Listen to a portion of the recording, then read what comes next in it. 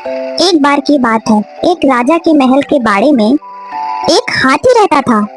राजा को वह हाथी बहुत प्यारा था, इसलिए उसकी बहुत अच्छी देखभाल होती थी और उसे खूब पिलाया जाता था और खिलाया जाता था। हाथी के बाड़े के पास ही एक डॉग रहा करता था। वो बहुत कमजोर और भूखा भी था।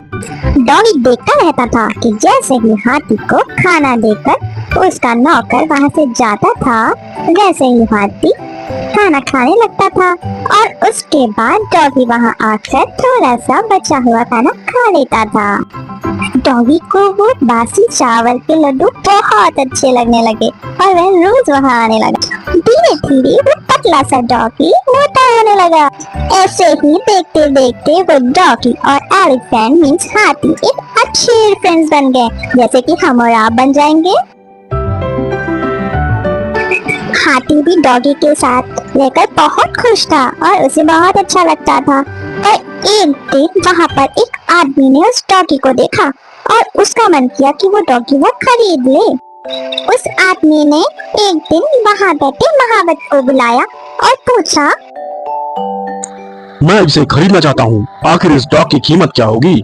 महावत कुछ देर सोचने लगा, पर वह उस डॉगी का मालिक तो नहीं था, लेकिन कुछ पैसे कमा लेगा, उसने यह सोच के वो डॉगी का सौदा कर दिया। अब वो आदमी अपने डॉग को गांव की ओर लेकर चलने लगा, जो कि वह गांव उस जगह से बहुत दूर था। डॉगी के जाने के बाद हाथी बहुत दुखी हो गया था। उसे बिल्कुल भी अच्छा नहीं लग रहा था डॉगी के बिना। एक दिन जब महावत हाथी को खाना देने आया तो उसने क्या देखा?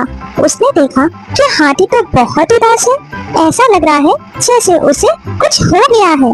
वह खाना भी नहीं खा रहा था। इसे देखकर महावत ने राजा को जाके सारी बातें बताई।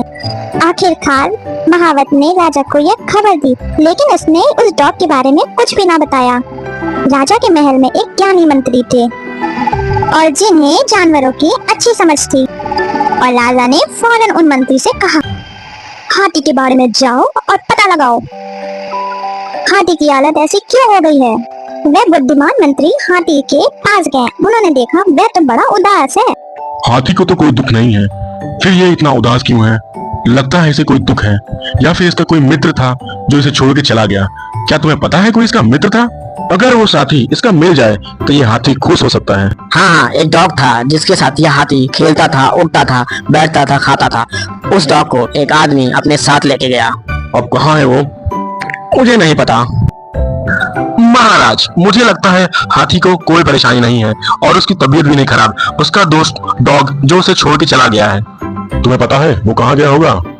महावत ने बताया उसे कोई अजनबी लेके गया। अब वो कहाँ लेके गया ये तो महावत को भी नहीं पता।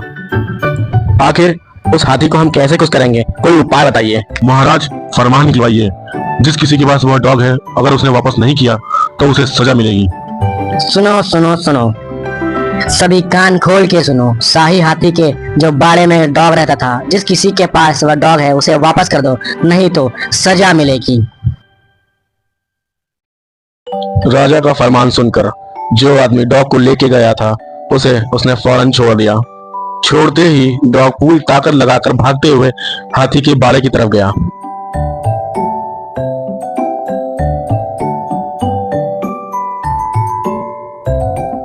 डॉगी भागता भागता हाथी के बाड़े में पहुंचा और हाथी डॉगी को देखकर बहुत खुश हुआ। उन दोनों ने बहुत मस्ती करी और वो दोनों अब बहुत खुश रहने लगे।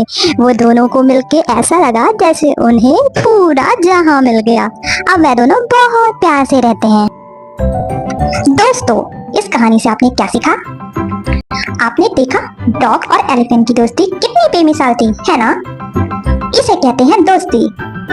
अगर किसी व्यक्ति को अच्छा दोस्त मिल जाए तो वह अच्छी बात है। मॉरल ऑफ द स्टोरी है, गहरे दोस्त कभी अलग नहीं होते। भले ही आप अपने बेस्ट फ्रेंड से कितना भी लड़ें, लेकिन बाद में आप उससे दोस्ती कर ही लेंगे, है ना? तो ये याद रखना।